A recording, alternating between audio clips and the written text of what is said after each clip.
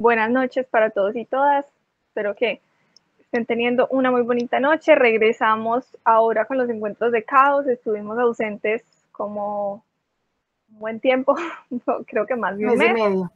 mes y medio. Tuvimos unas pequeñas vacaciones que se alargaron un poquito y además teníamos pendiente una charla de un compañero de astronomía sobre la misión InSight en el planeta Marte. Y esa nos va a quedar pendiente. La vamos a hacer, yo les dije la fecha en estos días, la vamos a hacer creo que en septiembre, si no estoy mal, o a finales de agosto. Ah, no, a A finales de finales de agosto. agosto. A finales de agosto.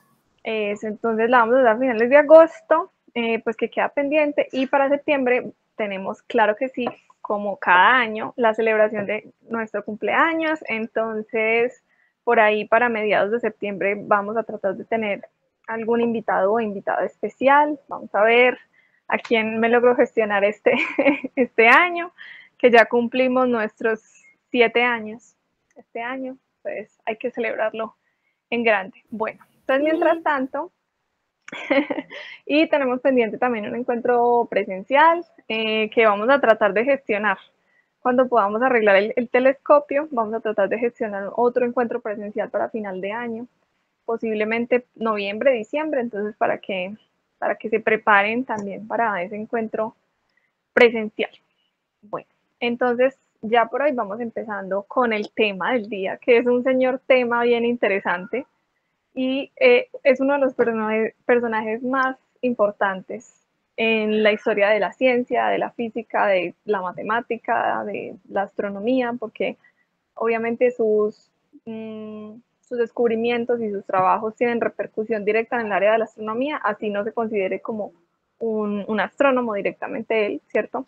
Entonces, bueno, es un gran personaje, es un personaje que continuó con esa revolución de la que ya veníamos hablando, que empezó desde Copérnico, bueno, sí, empezó desde Copérnico, por ahí también estuvo Galileo, que fue el primero que empezó con el método científico, y ahora viene Newton, que es una total eminencia en, bueno, en su área y definitivamente generó un cambio gigante, un cambio enorme en la forma en la que entendemos nuestro universo. Entonces, bueno, aquí está Isaac Newton, claro que sí.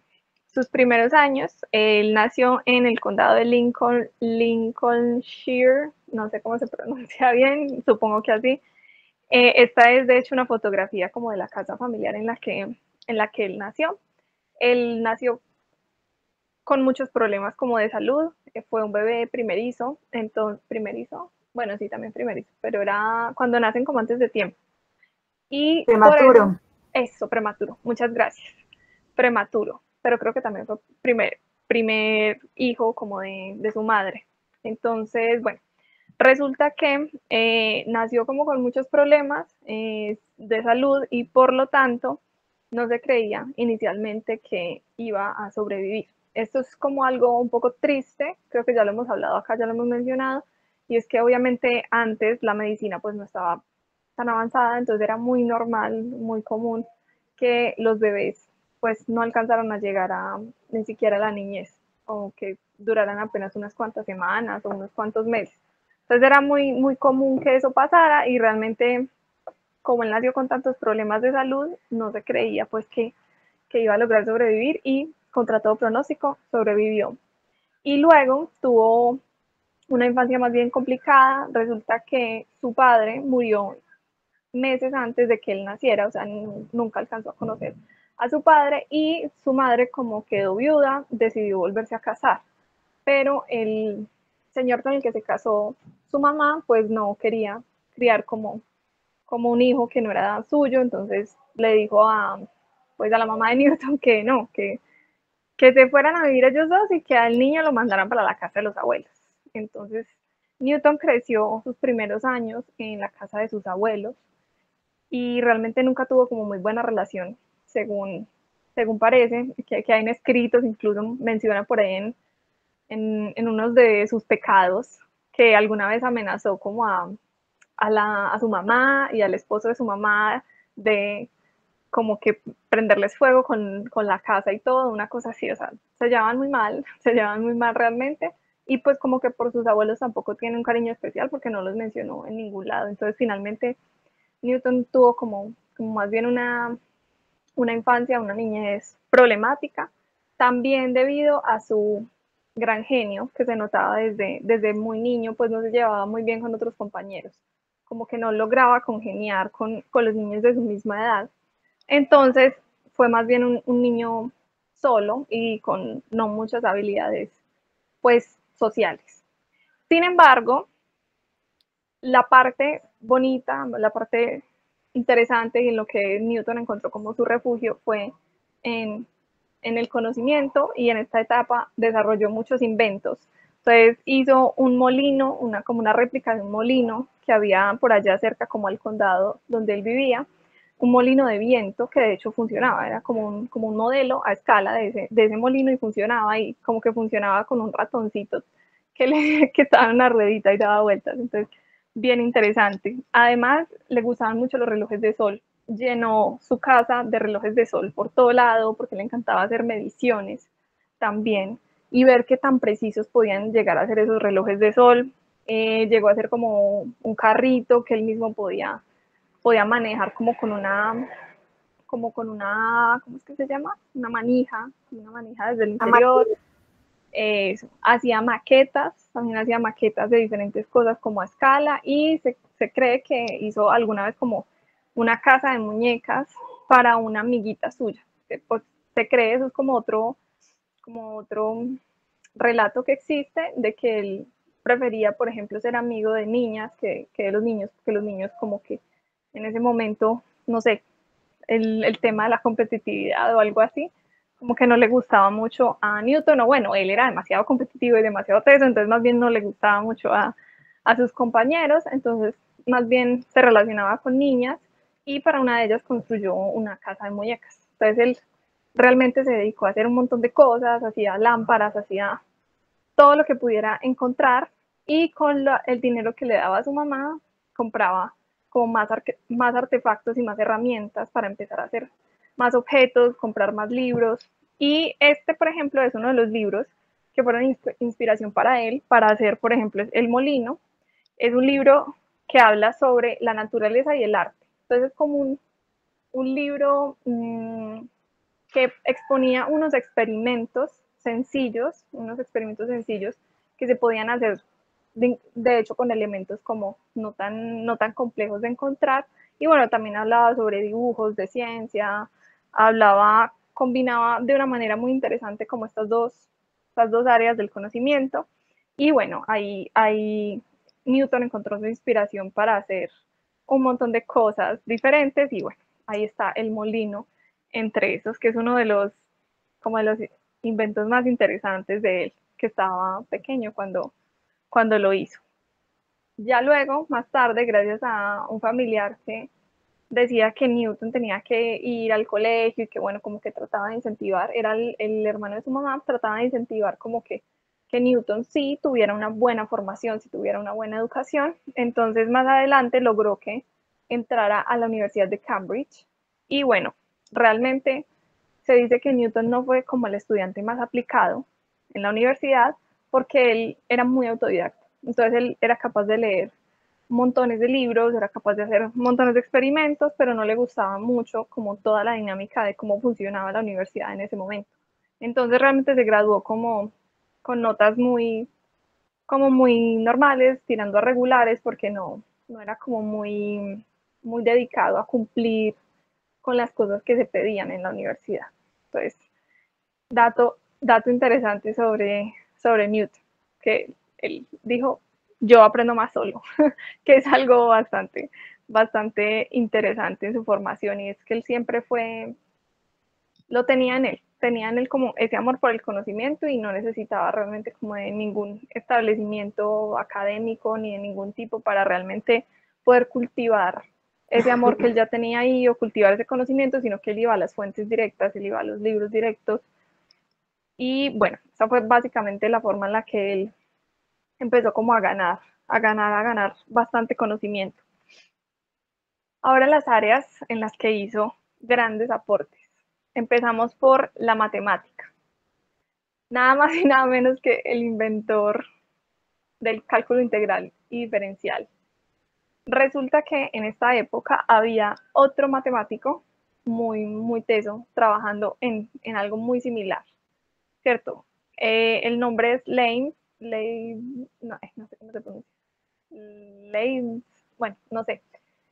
Es un matemático supremamente reconocido de la época con el que tendría disputas toda su vida. Fue una cosa muy complicada, la verdad. Y es porque ambos estaban trabajando como en este tema de resolver o tratar de entender cómo funcionaban las curvas, cómo podía uno encontrar el área, por ejemplo, que cubría una curva, cómo encontrar la longitud de arco de una curva. Entonces, eso digamos que para uno puede sonar como, ok, normal, entre comillas, pero en realidad eso lleva a un análisis matemático muy fuerte de fondo.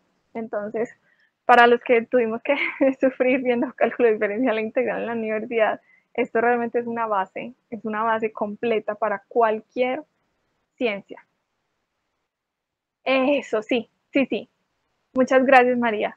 Sí, ese es el nombre, que no lo sé pronunciar. A ver, Gottfried Wilhelm von Leibniz. Ese es él. Muchas gracias.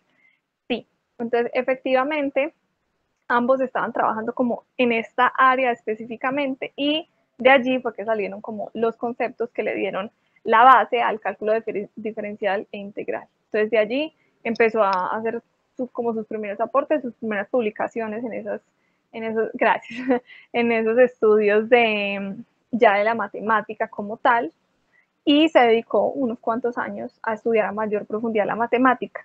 Se dice que el enfoque de Newton era más como desde la parte geométrica, mientras que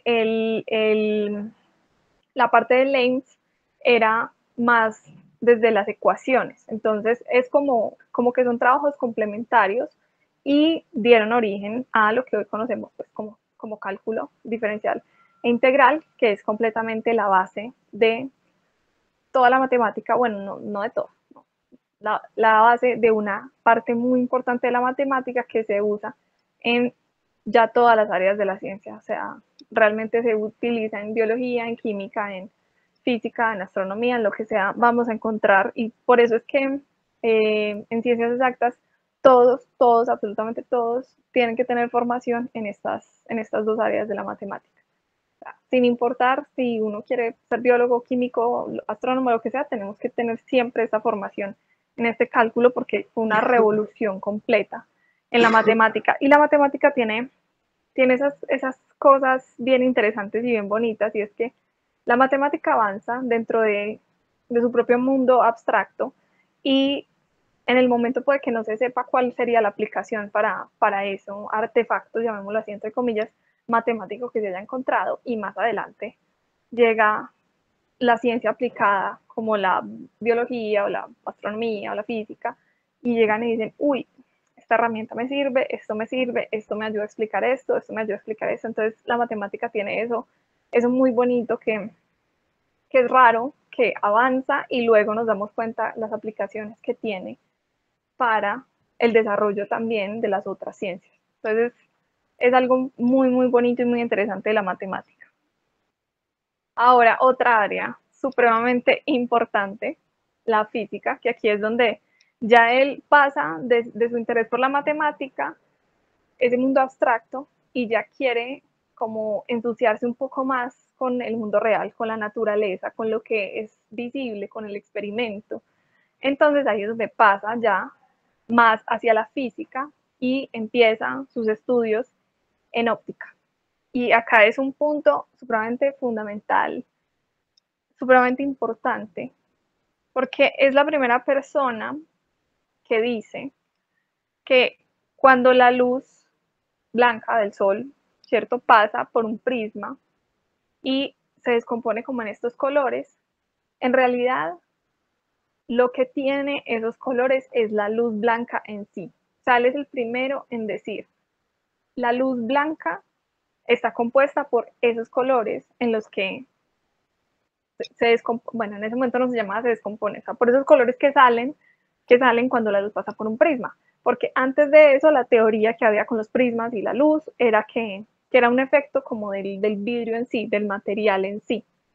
Pero él fue el primero que dijo, no, eso no es algo del vidrio, eso es algo que hace parte de la naturaleza de la luz, de la naturaleza de la luz misma. Y ahí fue donde él vino con la idea de que entonces la luz debía ser algo que está conformado por corpúsculos, como por pequeñas partículas. Y esas pequeñas partículas estaban todas combinadas en sí en la luz blanca. Entonces, al pasar por el vidrio, al pasar por un prisma, lo que se iba a generar era que las partículas que eran de mayor masa, más grandes, se iban a ir como en una dirección y las que eran más pequeñas se iban a ir en otra dirección, como que había un cambio, como no me acuerdo si era específicamente la velocidad, pero sí había una diferencia de masas en cada color y eso hacía que se viera como que se formara ese arco iris, ese, ese patrón que ya hoy en día conocemos como el espectro, ¿cierto? Entonces, él teorizó que esa tenía que ser como la explicación para que se generara ese patrón tan extraño. Él fue el primero en pensar entonces que esa tenía que ser la explicación. Pequeños corpúsculos que al pasar por el vidrio, pues, bueno, van a tomar direcciones diferentes. Esa era la teoría de Newton, pequeños corpúsculos. Pero eso no fue muy bien recibida por sus contemporáneos, que eran ya científicos que estaban trabajando muy duro en el tema de la teoría ondulatoria de la luz. Uno de ellos, que fue el protagonista de nuestra sesión pasada, que ahí también lo mencionamos, Huygens, Christian Huygens, él hizo unos trabajos impresionantes en la parte de la óptica, entendiendo a la luz como una onda. Entonces, ya la teoría ondulatoria de la luz tenía mucha fuerza, tenía muchas personas que apoyaban esta teoría, entonces en su momento se tomó como un desacierto esa teoría corpuscular de la luz. Hoy en día ya sabemos que no es ni lo uno ni lo otro, es como ambas cosas, es como dependiendo cómo lo estamos viendo, porque ya hoy en día si tenemos en el modelo estándar, ya tenemos una partícula asociada a la luz, que es el fotón. Entonces, sí tenemos como que la luz son partículas, son corpúsculos, como los llamaba Newton. Lo que genera el espectro no es la diferencia en el tamaño de los corpúsculos, realmente eso ya no es lo que se toma como esa diferencia. Ahora ya sabemos que viene más en términos de energía, en términos de longitud de onda. Entonces ahí está como esa combinación de onda, partícula, pero también sabemos que es cierto que la luz se comporta como una onda. Entonces ahora lo que sabemos sobre la luz es como la tomamos como si fuera tanto partícula como onda, dependiendo de lo que vayamos a hacer. Si vamos a hacer un análisis en términos de cuántica, pues lo utilizamos como fotón. Si vamos a hacer un análisis en términos de, no sé, refracción, de fenómenos como donde hay más grandes cantidades de fotones, ahí sí tomamos el ejemplo como de la onda, ¿sí? Y realmente esto no es contradictorio, es algo que hace parte también de la naturaleza, de la misma probabilidad de la cuántica. Entonces, bueno, ese tema quedó resuelto como más o menos resuelto de esa forma. Como la luz se puede entender como onda y como partícula y ya, nadie más pelee.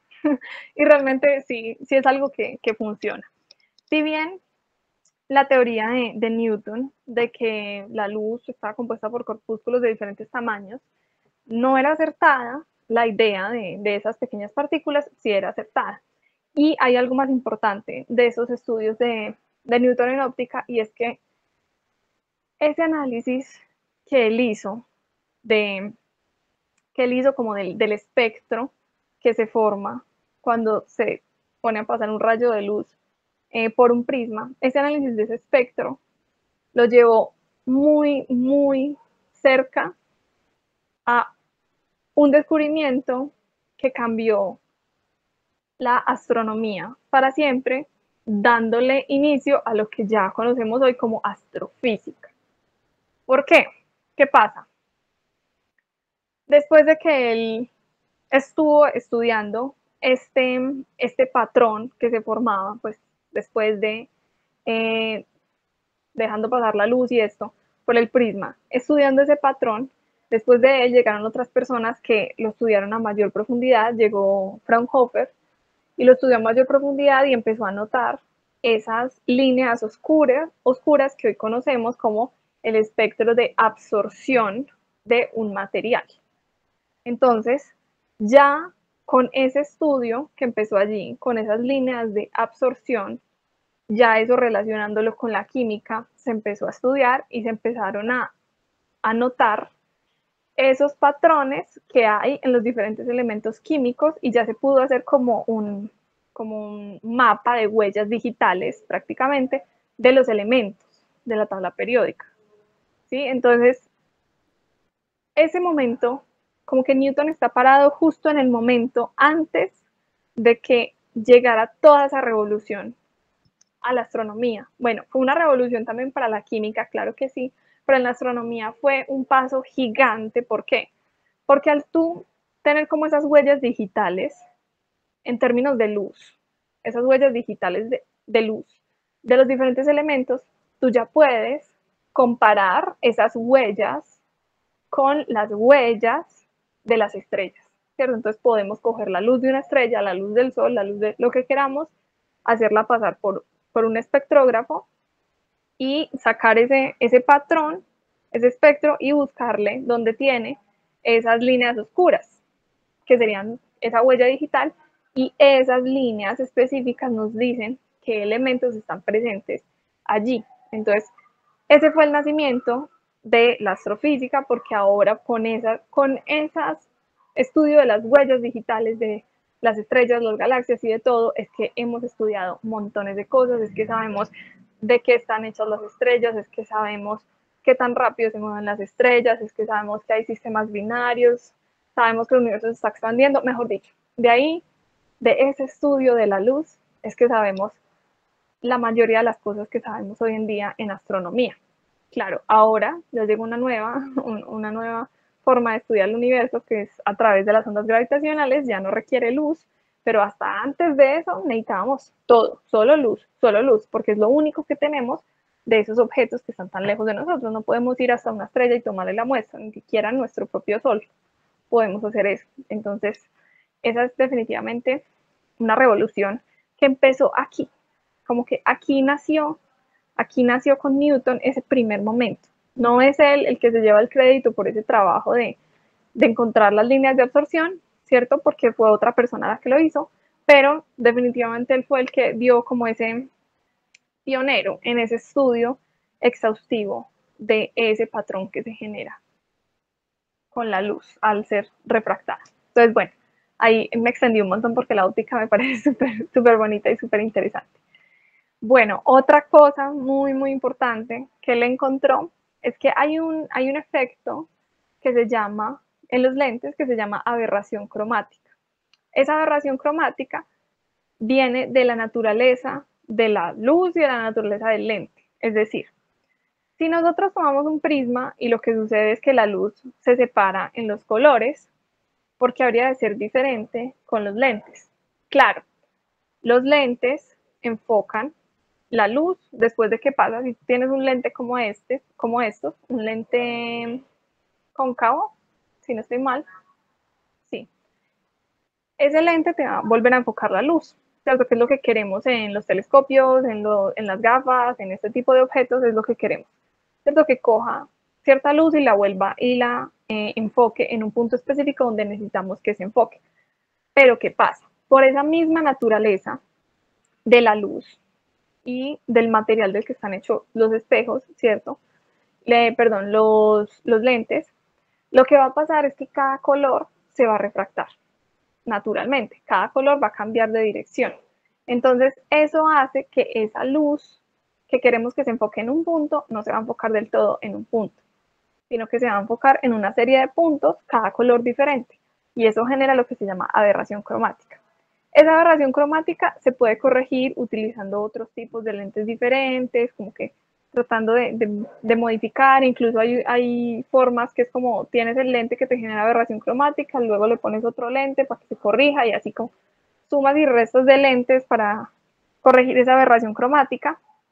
Pero entonces Newton se dio cuenta que este problema de la aberración cromática en los telescopios refractores, es decir, los telescopios que usan lentes, el telescopio que mejoró Galileo, esos telescopios pues tienen este problema. ¿Y qué pasa con este problema? Que se generan imágenes como esa que está aquí. Entonces si vemos acá que está como el rojo hacia este lado y aquí está el azulito, entonces pues uno diría, pues no es tan grave porque aquí se alcanza a ver igual la luna, se alcanza a ver y solamente son los bordes los que están como movidos o bueno, como los que tienen esos colores extraños, pero finalmente eso puede ser un impedimento muy grande cuando queremos observar objetos más pequeños como pues estrellas, nebulosas, otros objetos que sean un poco más como más compactos en el lente. También con estos grandes porque finalmente queremos poder ver bien la luna, lo mejor que se pueda ver, no la queremos ver con los colores como corridos. Bueno, si es en términos de entretenimiento, pues bien, pero tal vez para estudios científicos como tal no va a servir mucho que haya esta aberración cromática. Entonces, Newton, como buen inventor y físico que era, se le ocurrió una nueva forma de corregir esta aberración cromática y es, bueno, para no tener que agregar tantos lentes, ¿por qué no utilizamos espejos? Entonces ahí fue que se inventó el telescopio reflector o telescopio newtoniano, lo conocemos así en este momento, y ya es un telescopio que no utiliza lentes o puede que utilice una lente, pero nada más aquí en el ocular, pero en sí la parte que recoge la luz ya no va a ser el lente, sino es un espejo. Entonces es un espejo grande, cóncavo, recoge la luz que proviene de lo que sea que estemos observando, de una galaxia, de una nebulosa, de lo que sea, y luego hace que esta luz vuelva y se refleje en un pequeño espejito aquí y de allí pase esa luz a un ocular donde va a estar pues el ojo de la persona que esté observando o en algunos casos la cámara que esté tomando la fotografía. Entonces, con este simple truco, simple entre comillas, de utilizar espejos en lugar de lentes, solucionó un problema muy importante en astronomía, la aberración cromática. Pues ahí está otro de los grandes inventos de Newton. Y ahí sí, ahora sí, el momento culminante y uno de los más importantes de los aportes de Newton, la ley de la gravitación universal. Y bueno, esta ley es en definitiva algo espectacular, porque hasta ese momento no había mucha claridad, no había mucha certeza de por qué, por qué los planetas se movían como se movían, por qué seguían esas trayectorias así, listo, como que si ya se aceptó el modelo copernicano de que el Sol está en el centro y los planetas giran alrededor, listo, ya tenemos las leyes de Kepler, listo, ya sabemos cómo se comportan estos planetas, ya sabemos que están allí, cuál es el orden, listo. Pero ¿por qué? ¿Por qué se mueven así?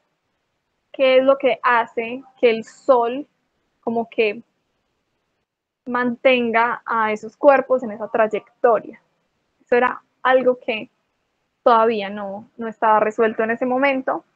Y resulta que hay un científico muy importante también inventor, que se llamaba Robert Hooke, que empezó a hacerle como estas preguntas a Newton, tenían como una correspondencia, luego tuvieron una pelea, una disputa, bueno, cosas terribles como que pasaron ahí entre ellos dos, pero antes de que todo eso pasara, Hooke ya había trabajado un poco como en esto y hablaba de una ley del cuadrado inverso y como que le decía a Newton, tú eres el que puede completar esto, tú eres el que puede como terminar de desarrollar bien este concepto. Y ahí es cuando Newton en una época de pandemia, literalmente, hubo una pandemia muy fuerte en esa época en Europa y Cambridge lo cerraron. Entonces, Newton, de 23 años, se fue a su casa, a la casa familiar, que era la casa que les mostré ahorita, exactamente esta casa. Se fue allí y se sentó a trabajar en esto, en la ley de la gravitación universal, y llegó a esta ecuación que estamos observando acá, que nos habla de la interacción entre dos cuerpos con diferentes masas y cómo estos cuerpos se atraen y cómo influyen mutuamente entre sí. O sea, entonces no solo es el hecho de que el Sol esté generando como esa fuerza en los planetas y por eso se queden orbitando a su alrededor, sino que también los planetas están ejerciendo una fuerza más pequeña, claro, porque como vemos acá depende de la masa, entonces los planetas también están ejerciendo una fuerza en el Sol. Y eso es bien, bien importante porque es que casi siempre olvidamos la parte de que los cuerpos pequeños, claro que sí, también están generando esa atracción y de hecho ese principio ahí tan fundamental de todos los cuerpos se atraen mutuamente, gravitacionalmente, ese principio es fundamental, por ejemplo, y se usa muchísimo hoy en día para encontrar exoplanetas. ¿Cómo es eso posible? Claro, si no solo el Sol es el que atrae al planeta, sino que los planetas también atraen al Sol. Por ejemplo, nuestro Sol también se está moviendo ahí un poquito sobre, como un poquito alrededor de un puntico específico. Obviamente que como es tan grande, pues es como si no se moviera casi nada, pero él sí tiene como un bamboleo ahí chiquito. Ese bamboleo se lo genera en gran medida Júpiter. En realidad los otros planetas también suman como ese bamboleo, pero el que lo jala más fuerte es Júpiter porque Júpiter es supremamente masivo. Pero hay un bamboleo. Ese pequeño bamboleo es lo que buscamos en las otras estrellas. Cuando encontramos que una estrella tiene ese bamboleo así, sabemos que tiene planetas. Y no solo sabemos que tiene planetas, sino que podemos calcular la masa de esos planetas con ese bamboleo ahí que tiene la estrella. Y también el periodo de rotación. También podemos saber la distancia más o menos a la cual está ese planeta de su estrella. Entonces es algo maravilloso, completamente maravilloso, porque nos ayuda a entender ahora sí que lo que rige en el cielo, que se ve como un universo aparte de nuestro universo, de nuestro planeta, en realidad no está aparte, en realidad lo que rige aquí, rige allá. Y que eso que hace que las manzanas caigan de los árboles es lo mismo que hace que los planetas se mantengan orbitando alrededor del Sol. Unir esos dos fenómenos que se veían tan distantes fue una revolución completa en ese momento, pero completa, absoluta.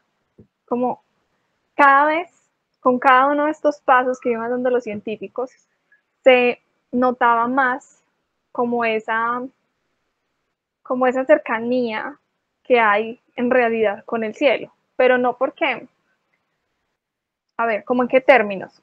Antes, el cielo, para otras civilizaciones, para otros personajes, el cielo se veía como algo muy lejano, como algo, para los aristotélicos era algo eh, inmutable, perfecto, entonces por eso todo el mundo trataba como de dar la explicación de que tenían que ser específicamente un número de planetas, que tenían que ser unas esferas perfectas que orbitaban y bueno, como todas estas teorías más desde la parte estética de cómo tenía que ser ese cielo.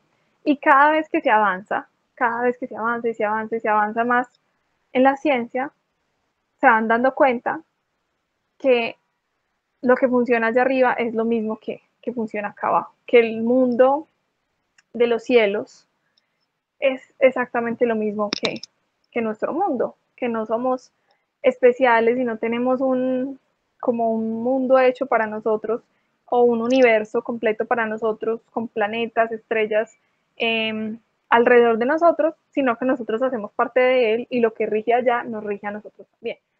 Entonces, esas son unas revoluciones muy importantes para la concepción del mundo que tenemos hoy en día. Si lo pensamos en los términos de las personas de ese momento, esa revolución que generan las cabezas de las personas, desde el momento en que Copérnico, por ejemplo, dice, no, es que no todo gira alrededor del planeta. Es un primer momento en el que sacan a la humanidad del centro. Y ahora viene Newton también y le agrega todavía más, le echa más leña al fuego, le agrega todavía más y dice, otra cosa, lo que hace que se muevan los planetas allá es lo mismo que hace que las cosas caigan acá en la Tierra.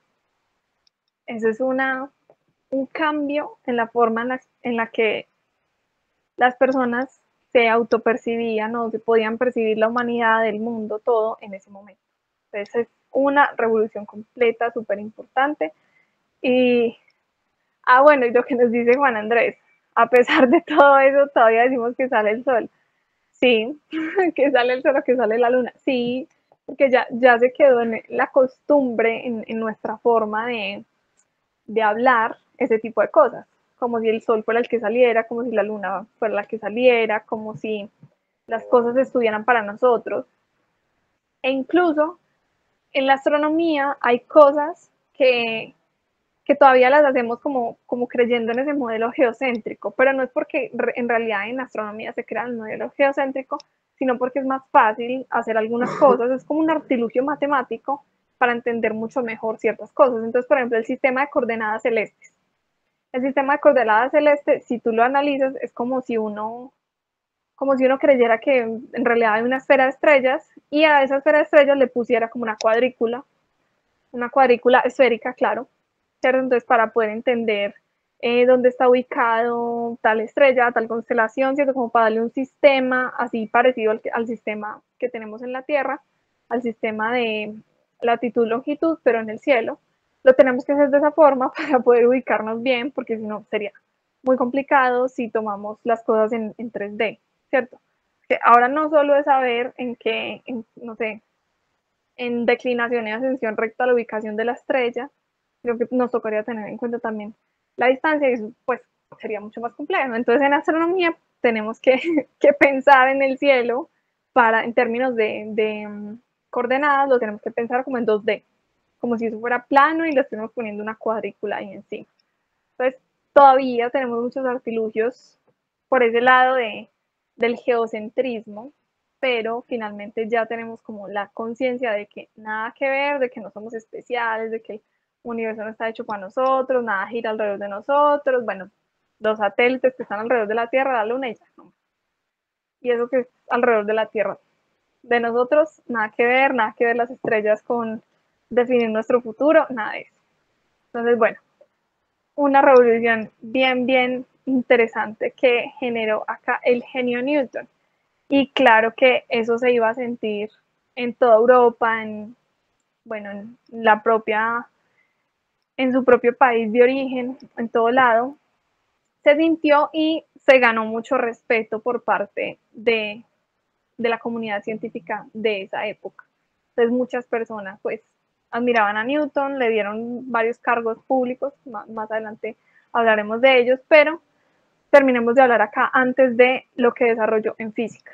Después de su ley de la gravitación universal, bueno, y antes de pasar al otro, es importante aclarar que esta ley, si bien él la desarrolló, él la pensó, él dijo, aquí tiene que haber una constante, pues, y me multiplica esto, y con esta ley fue capaz de demostrar las leyes de Kepler, o sea, a partir de su ley encontró, llegó de manera matemática, llegó a las leyes de Kepler, que ya se sabía, pues, que se cumplían, que sí regían el movimiento de los cuerpos.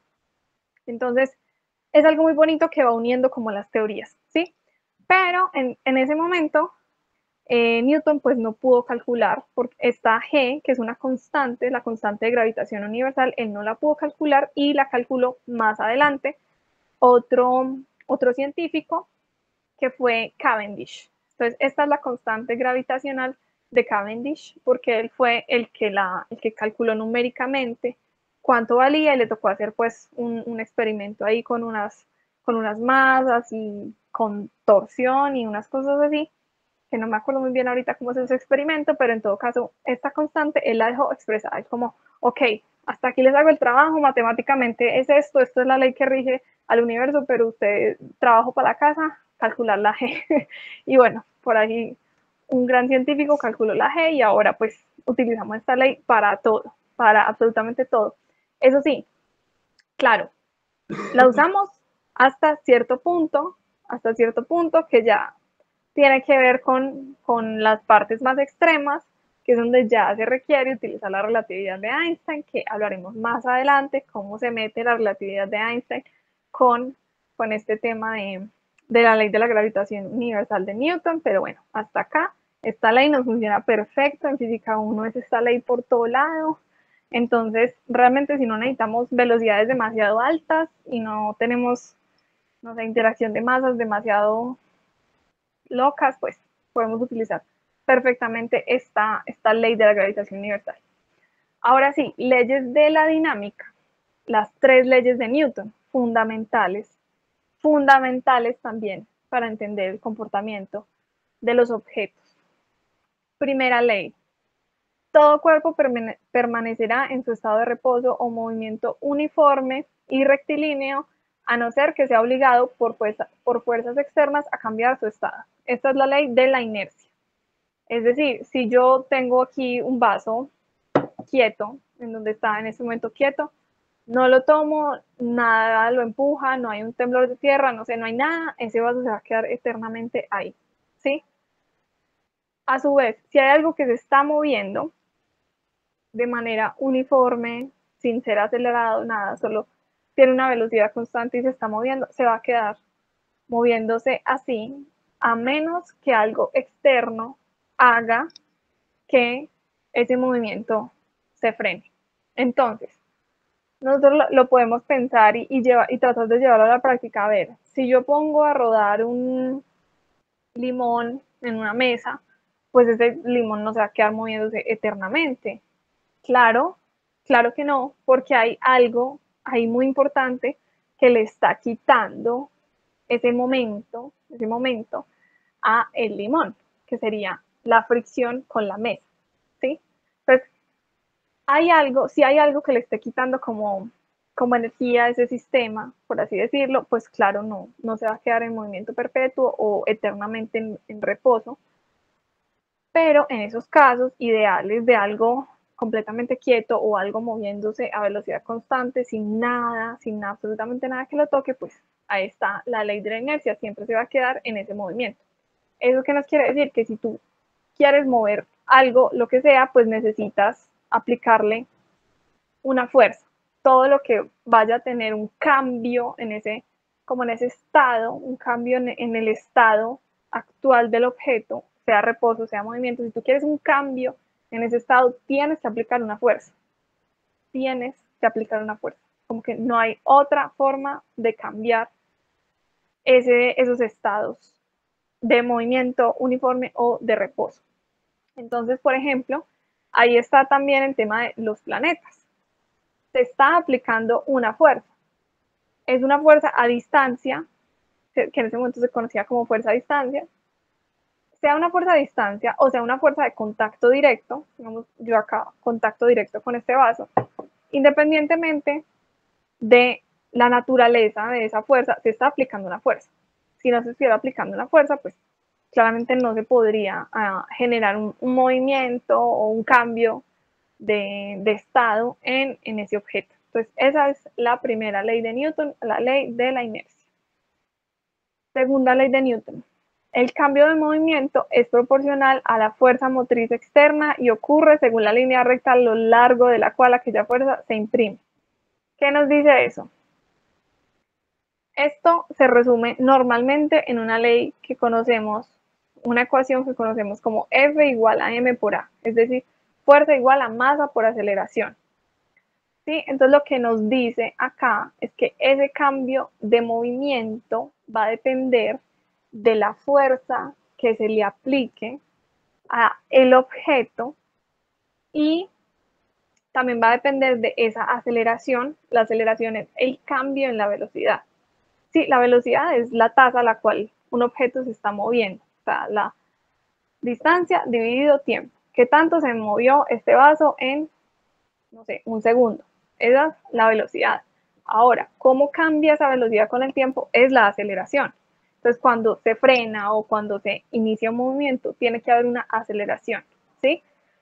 Esa aceleración y, y esa y la masa del objeto nos van a dar esa fuerza justamente que se le está aplicando a el objeto. Y nos dice, ocurre según la línea recta a lo largo de la cual aquella fuerza se imprime. Es decir, si yo tengo este vaso acá y lo empujo hacia este lado, pues el vaso se va a ir hacia allá, hacia donde estoy aplicando la fuerza. Si la aplico en este lado, entonces se va a ir hacia allá. ¿Sí? Como que es directa de la fuerza que yo le estoy aplicando. Si yo, no sé, jalo una cuerda en esta dirección, pues la fuerza que le estoy aplicando es en esta dirección y por lo tanto el movimiento se va a efectuar en esa dirección. Entonces, son cosas como medio extrañas, estas leyes como medio extrañas de tenerlas como escritas, pero realmente uno de manera empírica como que ya las tiene, o sea, uno ya tiene la idea de que para mover algo en una dirección específica, uno tiene que hacer la fuerza en tal dirección específica, como que es algo que uno ya lo tiene ahí de manera muy automática, pero claro, tener eso escrito, tener este principio como un principio real matemático físico, tenerlo claro y tener una ley como que lo describe, permite que esto se pueda extrapolar a muchos casos, a muchísimos casos de problemas que uno quiere resolver, ¿cierto? Entonces, problemas en física, un plano inclinado con una masa que se va a mover en tal dirección, cuáles son las fuerzas que se están aplicando ahí, sí, como que ya uno puede llevar este principio y entendiendo que es el mismo principio que rige el movimiento que nosotros utilizamos a diario para mover cosas y ahora decir, bueno, pero es que ese mismo principio lo puedo aplicar pronto a planetas o lo puedo aplicar a lo que yo quiera, es algo universal, completamente universal. Ya eso es lo que cambia, hace que se cambie mucho la manera en la que se entiende el mundo. Tercera ley de Newton. Con toda acción ocurre siempre una reacción igual y contraria. Las acciones mutuas de dos cuerpos siempre son iguales y dirigidas en sentidos opuestos. Entonces, ¿esto qué nos dice? Por ejemplo, la fuerza que le ejerce este vaso a esta mesa es la misma que la mesa le ejerce al vaso, como que están en direcciones contrarias. Si yo te jalo, tú me jalas. Básicamente, eso es lo que nos dice este principio y también nos permite, por ejemplo, entender cómo es que vuelan las aves y cómo es que se logra nadar, cómo es que podemos nadar, ¿cierto? Por la fuerza que le estamos poniendo al agua, ¿cierto? Esa misma fuerza es lo que hace que nos impulsemos nosotros y podamos nadar y nos podamos mover en el agua. Lo mismo que hace un pájaro volando, ¿cierto? Le aplica esa fuerza al fluido, que en este caso es el aire. Entonces, al aletear, lo que está haciendo el pájaro es hacerle una fuerza como hacia abajo al aire y el aire a su vez hace la fuerza en dirección contraria. O sea, no es como que el aire esté empujando ahí, sino que es la reacción, ¿cierto? Entonces, el aire tiene una resistencia y hace que la fuerza resultante sea para el ave en la dirección contraria.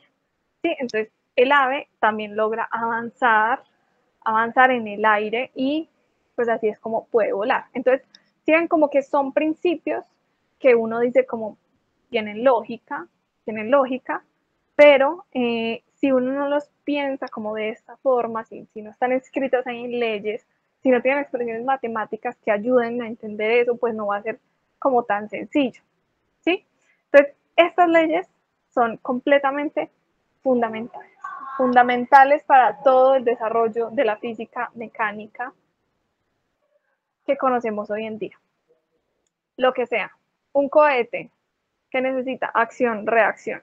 Tú tiras material, ¿cómo se llama eso? El combustible de cohete, sacas este material y esto te da un empuje hacia arriba. Y así es que logramos salir del planeta. Así es que logramos mandar misiones a los confines del sistema solar, utilizando la tercera ley de Newton. Sí, eso, el propelente, muchas gracias. Exacto. Eso funciona con exactamente el mismo principio. Los aviones, ¿cómo funcionan? También tienen que desplazar aire con las alas, desplazan el aire hacia abajo, lo que les da en resultado como ese desplazamiento hacia arriba, ese empuje hacia arriba para que puedan volar.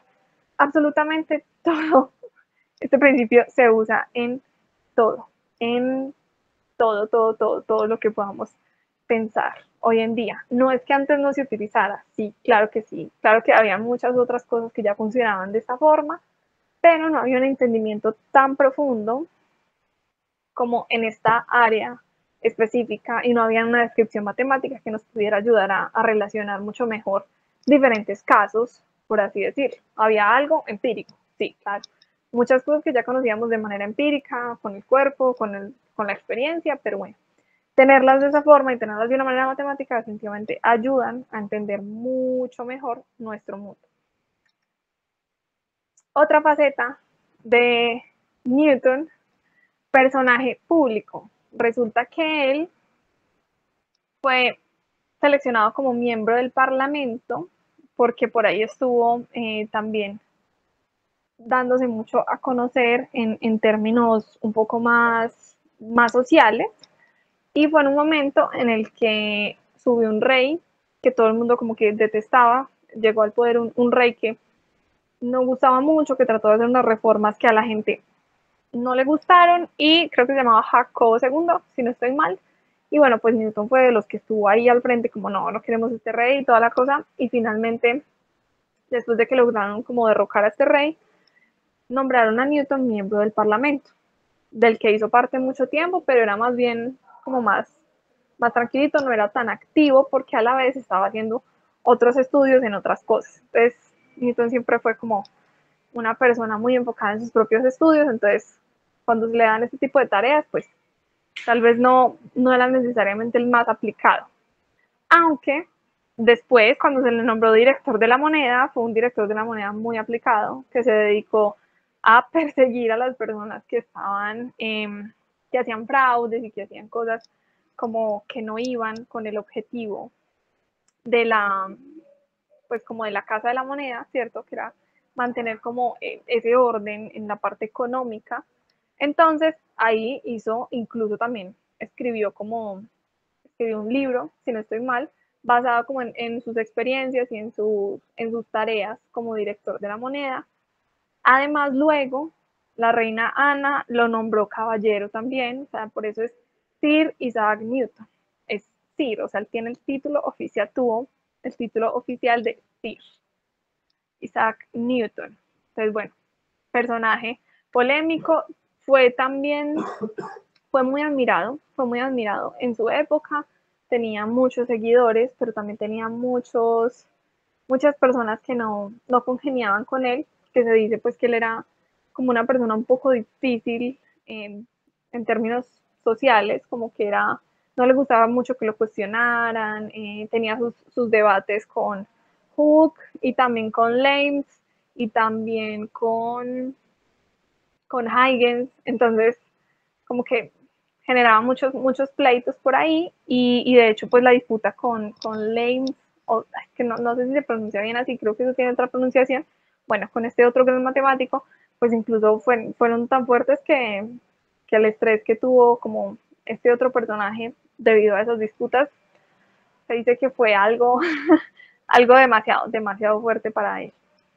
Bueno, entonces, personaje público, que también lo terminó llevando a ser el presidente de la Royal Society por muchos años. O sea, se quedó encargado de liderar en ese momento la Royal Society, que era pues de lo más top en ese momento, de científicos, donde se reunían todas las cabezas más grandes, más pesas de Europa en ese momento, bueno, no solo de Europa, pero más que todo de Europa, se reunían allí, cartas intercambiadas, ahí era como el centro de el pensamiento europeo, era el centro donde se estaba desarrollando ya la ciencia más novedosa, más moderna, y ahí estuvo Newton a la cabeza por unos muy buenos años. Resulta que él también realizó trabajos en alquimia, pero eso es muy interesante porque eso era prohibido en ese momento. La alquimia era prohibida, entonces él realizaba sus trabajos en alquimia, pero lo realizaba con un seudónimo. Estos son escritos de él, escritos de alquimia que están firmados con otro nombre, que es un nombre que es un anagrama de su propio nombre, pero de su propio nombre escrito como en latín, si no estoy mal. Entonces no tiene como la W, por ejemplo, sino que es W, pues una U y una U, normalita, no W. Y escrito como de esta forma, hizo como un anagrama diferente, que era como Jehová, como de Jehová, Jehová, Dios de algo, era como algo así. El anagrama y firmaba todos estos textos de esa forma, como para que nadie supiera que él también trabajaba en alquimia, pero en realidad él lo hacía. Y de hecho, se cree que estos trabajos en alquimia le llevaron muchos problemas de salud, porque la alquimia era esta, pues como pseudociencia, ¿cierto? Que buscaba encontrar elixir de la vida, que buscaba convertir unos ciertos metales, transmutarlos en oro, y bueno, como digamos que fue algo muy importante para sentar las bases de la química moderna, pero todavía tenía como sus estrategias un poco dudosas, todavía faltaba bastante conocimiento sobre el comportamiento real a nivel molecular de los elementos, bueno, no sé, de los materiales. Entonces, manipuló de manera no tan consciente, pues que era lo normal para la época, manipuló ciertos químicos, ciertos ingredientes que le llevaron a tener problemas neurológicos. Entonces, él tuvo varias crisis como depresión, tuvo problemas de paranoia, tuvo varios problemas como de ese estilo mentales, y se cree que estuvieron relacionados con la cantidad de químicos que él tenía en su cuerpo por sus experimentos en alquimia. Entonces, incluso investigaciones como de su cabello encontraron como cantidades muy altas de un químico específicamente, que es como algo que es bueno, que afecta a los neuroreceptores del cerebro, entonces que puede generar ciertos trastornos. Se cree que varios de sus problemas de salud fueron debido a la manipulación, pues como de estos diferentes químicos en toda su vida, que realmente fue algo a lo que se dedicó también gran parte de su vida. O sea, trabajaba matemática, física, alquimia, todo a la vez. Y acá está como ay, pero me salté, no, ¿será que no lo puse? Bueno, él, además de la alquimia, también trabajó en teología. De hecho, eso es algo muy importante, y es que él tuvo más palabras escritas en teología que en toda la ciencia que escribió combinada. O sea, sumado de los textos que escribió de física, de matemáticas, tiene más cosas escritas por el lado de la teología. O sea, él era un muy estudioso de la Biblia, de todos los textos, interpretaciones, hizo por ahí como que logró generar una historia en orden cronológico, como que logró encontrar ciertas cosas que encajaban en un orden cronológico. O sea, él fue muy estudioso de muchos textos, bueno, de los textos sagrados y de otras personas que estudiaban, pues, justamente los textos sagrados, y de recolector como de todas esas historias. Él se dedicó mucho, mucho a esa parte de la teología, que tal vez se mencionó un poco menos porque la parte de la ciencia fue supremamente revolucionaria, pero en realidad él estudió muchísimo de teología. Y ahora sí, sus obras, él tiene más, pero esas fueron como tres de las más importantes, y esta es la más conocida, que se conoce hoy en día como los Principia, que es justamente ya donde tiene su ley de la gravitación universal y bueno, las leyes que ya les mencioné de dinámica.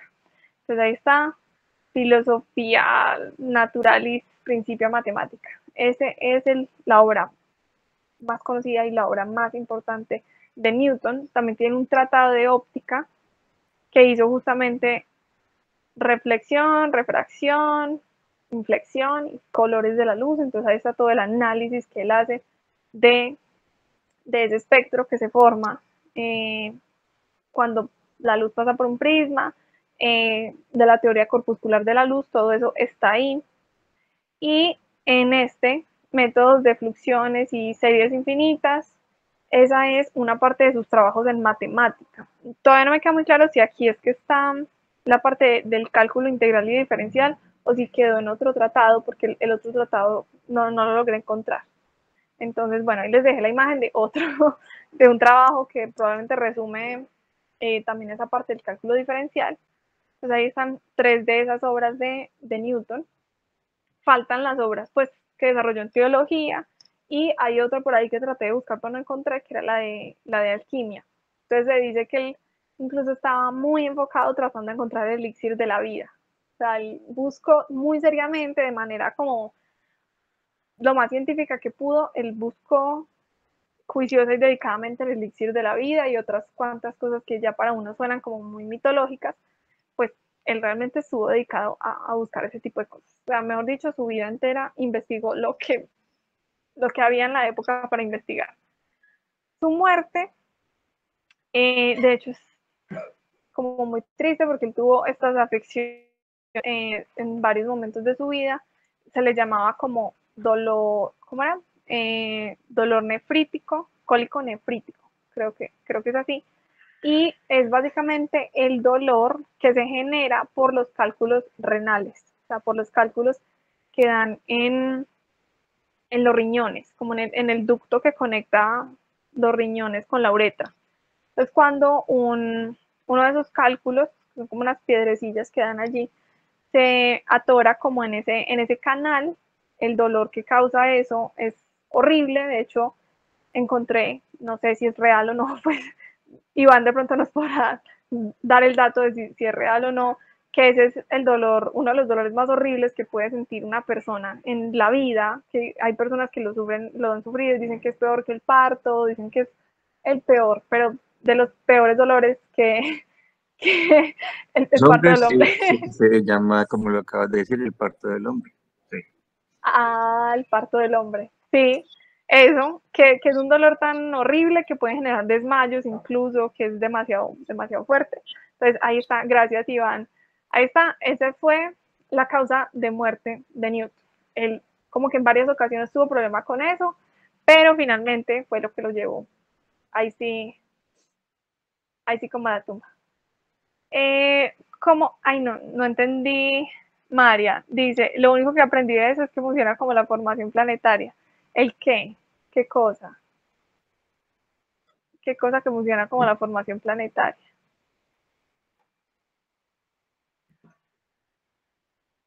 La formación de los cálculos por acreción. Tiene mucho sentido. Sí, tiene muchísimo sentido que funciona como la formación planetaria. No lo había pensado. Claro, se va sumando ese material hasta formar esas bolitas, esos cálculos. Uy, bien interesante. Nunca había pensado en esa analogía entre esos dos. Muchas gracias, María. Entonces, sí, ahí está. Causa de la muerte de Newton. Igual tuvo una vida bastante larga, hizo bastantes cosas. Pero sí, fue como una muerte pues muy dolorosa y muy triste porque también se dice como que la agonía pues que se generó por este problema fue una cosa impresionante en sus últimos días. Entonces, bueno, triste esa muerte, pero bueno, tuvo una vida bastante provechosa, muchos aportes y claro que sí, siempre quedan objetos en su honor.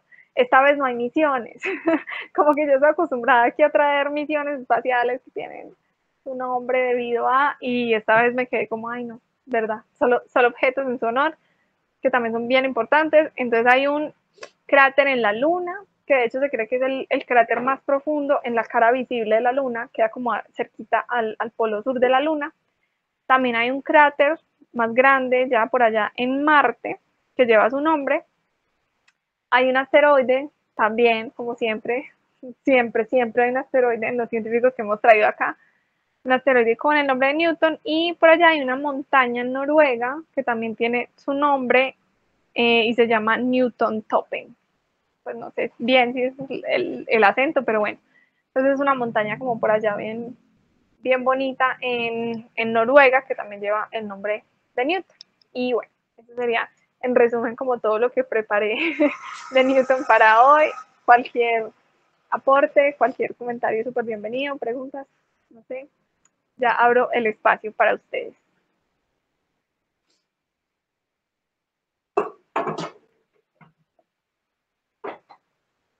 No, muchas gracias, todo muy bueno. Muy bien explicado, muy interesante. Excelente, ya puedes abrir un consultorio de urología o algo así, con lo de los cálculos. Consultorio. Ya podemos explicar en el consultorio cómo es que se forman los cálculos renales por acreción. Ya lo podemos explicar. Y en esa época no había muchas opciones de sanación, o no como ahora que hay muchos que les mandan a tomar cerveza para que los, pues siempre y cuando se puedan robar. No, Y eso ok, sí, dice Iván, ¿será conveniente que sí es posible? cerveza para que la arrojen. Complicado. Bueno, esperemos que no tengamos que sufrir nadie aquí de cálculos porque ese dolor dicen que es demasiado terrible. No queremos que nos pase lo de Newton. Bueno, no, me alegra mucho que les haya gustado. Sí. Este es un tema que me pareció muy emocionante. Pues bueno, no es un tema, es un personaje que logró cosas muy maravillosas, que logró definitivamente revolucionar la forma en la que entendemos el mundo y estuvo a un paso de otra revolución gigante que era pues el nacimiento de la astrofísica, sentó las bases para ello. Entonces es una persona, la verdad, que todo el mundo lo califica de genio y yo creo que sí. Y en el sentido de genio, no porque la persona tiene una capacidad genial, pues como no sé, capacidades mentales como superlativas, que puede que también, pero más allá de eso, también me parece un personaje muy interesante porque es una persona que se le notaba el amor por la ciencia, el amor por el conocimiento, como que tenía esa intención muy profunda de desentrañar la verdad, de cómo funcionan las cosas, la verdad detrás de todo, y eso me parece muy bonito y me parece que es como el espíritu de la ciencia, el tener como tanto amor y tanto interés por el conocimiento que uno se va hasta lo último y a todos los libros y a buscar en todo lado, bueno, cuál es la respuesta para esto y si no es tanto, yo se la investigo, o sea, me parece muy bonito y me gusta también el ejemplo de que da de aprendió todo eso de manera autodidacta, porque a veces en el mundo moderno tenemos mucho como esa idea de que el conocimiento solo está en las academias y lo que nos pueda brindar las academias y es como no todo está ahí, hay muchas cosas que uno solo puede aprender de otros lados, leyendo, interesándose, yendo a la biblioteca, no sé, o ni yendo a la biblioteca, sino buscando en internet ahora que tenemos la forma.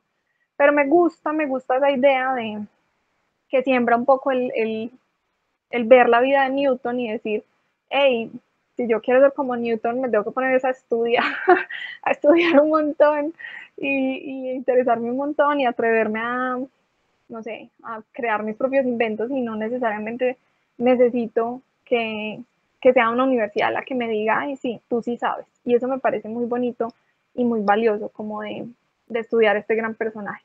No sé, es un poco la reflexión que yo también como que dejo acá, es una reflexión mía, muy personal, pueden o no estar de acuerdo, ya es decisión Sí, de cada uno.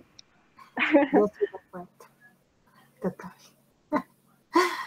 Sí. Bueno, ahí les dejo como eso. Yo te iba a decir entonces lo del telescopio. No hablaste con Alejandro nada para que yo me pueda No, la gestionar. verdad, ha estado muy complejo porque he estado bastante ocupada y me ha quedado bastante complejo e Para incluso, coordinar el encuentro con Alejandro. Y a ver si. sí, Pues, me voy a poner esa tarea para esta sí, semana. porfa. A ver si logramos coordinar para que tú te puedas encontrar con Alejo Ajá. y puedan hacer lo del telescopio para que podamos reunirnos. A ver Ahí sí, si presencial. no tiene arreglos, si se puede no sé, conseguir recursos para arreglarlo si tiene, arreglo, pues, no sé, algo así. Sí, sí, definitivamente hay que acelerar ese proceso. Sí, pues voy a hablar con Alejo, a ver qué logramos gestionar, si lo podemos reparar pronto. Pero entonces sí, me escribes, me cuentas o algo. ¿Listo? Sí, claro Bueno, que sí. pues. Bueno, Liz, Bueno, muchas gracias. Feliz noche. bueno, muchas Muy gracias a ustedes. interesante. Excelente, muchas gracias. Ay, bueno, me alegra muchísimo que les haya gustado. Entonces, muchas gracias a ustedes por asistir. Me encanta que se sigan conectando a este espacio después de que me perdí como un mes y medio de todas las cosas que tenía que resolver, pero bueno, me alegra mucho que sigan acá, que sigamos acá, que nos sigamos encontrando cada 15 días, a seguir hablando de todos estos temas tan maravillosos.